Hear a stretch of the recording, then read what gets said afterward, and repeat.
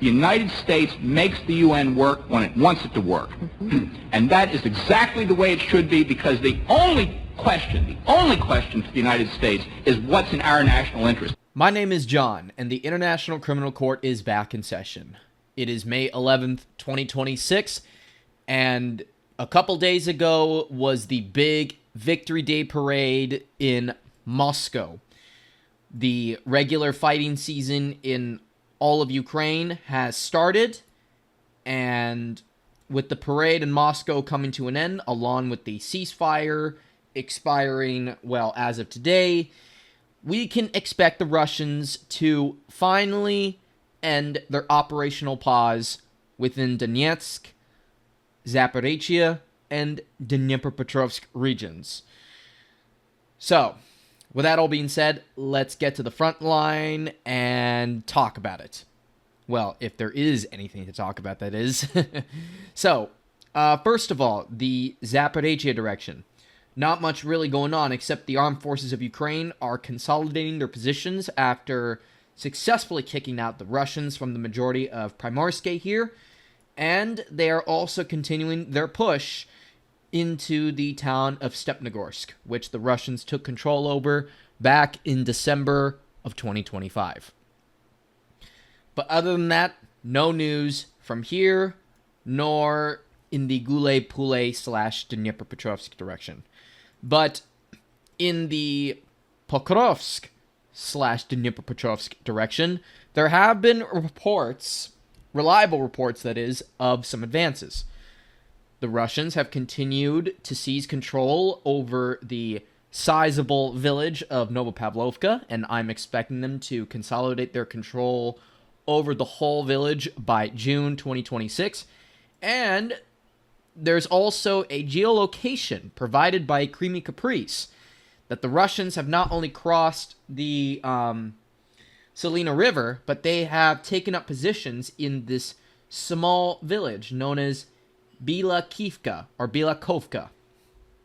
Should the Russians be able to consolidate their positions on this side of the Salina River, we can expect them to take Marivka and, of course, try to take all these fields here, which will lead them to the strategic town of Mazova. Mazova is the biggest town that is within reach for the Russian armed forces within the Dnipropetrovsk Oblast.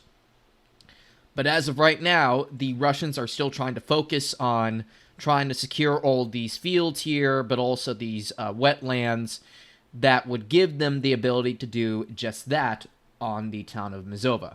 Molodetsky came under Russian control in late 2025 as well, and to this day, we still don't have any information regarding the village of Novo Pitarine.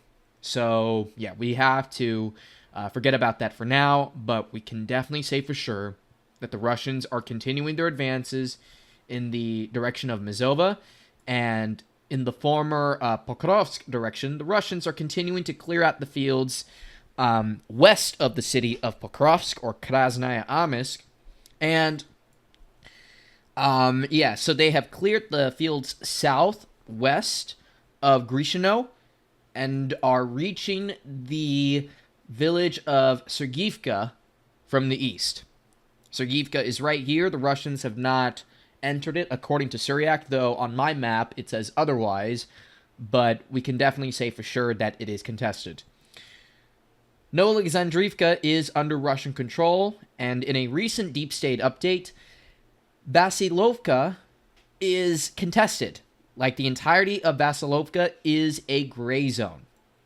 In addition, Myron right here is about to be contested too. And then going to the town of Rodensky, the armed forces of Ukraine attempted to enter the town and retake up some positions. However, it so far seems that the Ukrainians have not been successful in retaking any parts of Rodensky successfully. And other than that, yeah, there's pretty much nothing to say about the Dobropila direction, though we can definitely expect it to be active in the summer of 2026. Now, here's the big one for today's video, and that is Konstantinovka. So, according to Anatoly Radov and multiple mappers, the Russians have broken into the main part of Konstantinovka and have seized, sorry if I had a slip up of my tongue, because I'm a little tired on my end. The Russians have seized half, if not majority control, over the commie blocks here within the southern half of Konstantinovka. I think some mappers actually have pretty much around like 30 to 40% of Konstantinovka under Russian control, though the big question mark, though, is this neighborhood here. We don't know about the fate of this neighborhood, and personally, if I were Syriac, I'd put all this in a gray zone because it's under encirclement by the Russians for the most part, and in addition, the Russians are about to especially breach also the, I think, south central part of Konstantinovka right here. And if they're able to break through this area here, we can pretty much say for sure that they're going to get full control over 50% of the city. Anything that is like separated by the Kryvyi Terets River.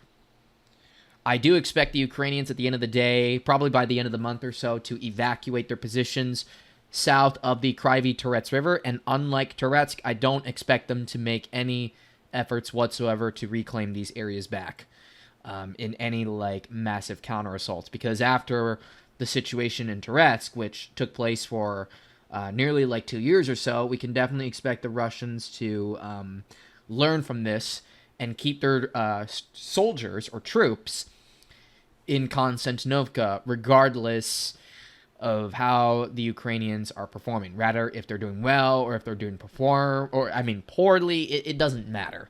They gotta stay focused on seizing Konstantinovka no matter what, because if they're able to take this, then basically the entire metropolitan of Slovyansk and the Kramatorsk will be busted open. Though, I don't know if that's going to be a certainty, because you still got Druzhkovka to go, and then, yeah, you got Kramatorsk and Slovyansk, which are pretty big cities in all of Ukraine. Not the biggest, but they're one of the biggest.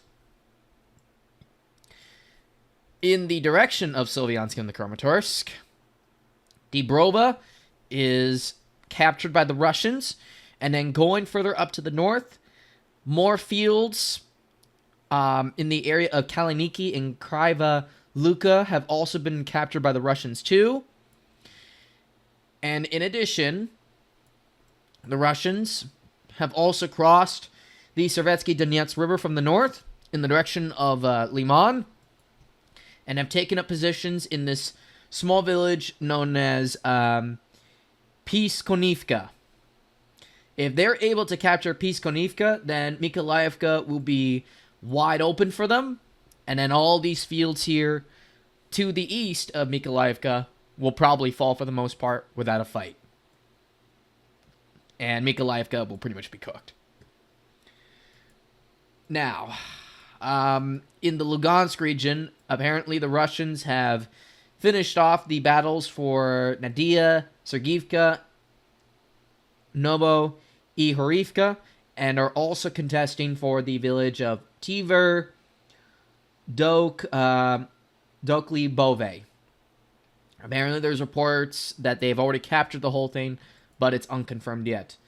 Hrikivka is back under Ukrainian control after a limited Ukrainian counteroffensive. And then going to the Kupiansk direction, there is next to no developments. We have no information whatsoever on what's going on here, though we can safely assume that the Russians are doing quite well in this area. In the Kharkiv direction, or Volchansk direction, that is, depending on what you want to call it, the Russians are continuing to advance across the series of villages along the Vovcha River, and they are trying to take this forested area here north of Okramivka, and are attempting to break through into the village of Mala Vovcha, and also the village of Rybalchine. There's also reports that the Russians are advancing across these forested areas and have connected with their bridgehead in the direction of Lipsy and Kharkov city, though we don't have enough information to confirm that just yet, especially when Syriac still has all of this under Ukrainian control. Nothing going on in the Sumy direction other than maybe some geolocations, clarifying some things here outside of the small villages of Sopich and also Ridorivka. But for now, that's about it. So, today's video was quite short. I'm sorry about that, but that's what happens when there's not a lot of news to report on. Basically, you're kind of limited on what to report, and as a result, the video will be short. So I hope every single one of you has a great day, and I'll see you guys all next week on what happens in Ukraine, and I hope that you guys take good care of yourselves. So peace out, everybody, and have a good day. Bye-bye.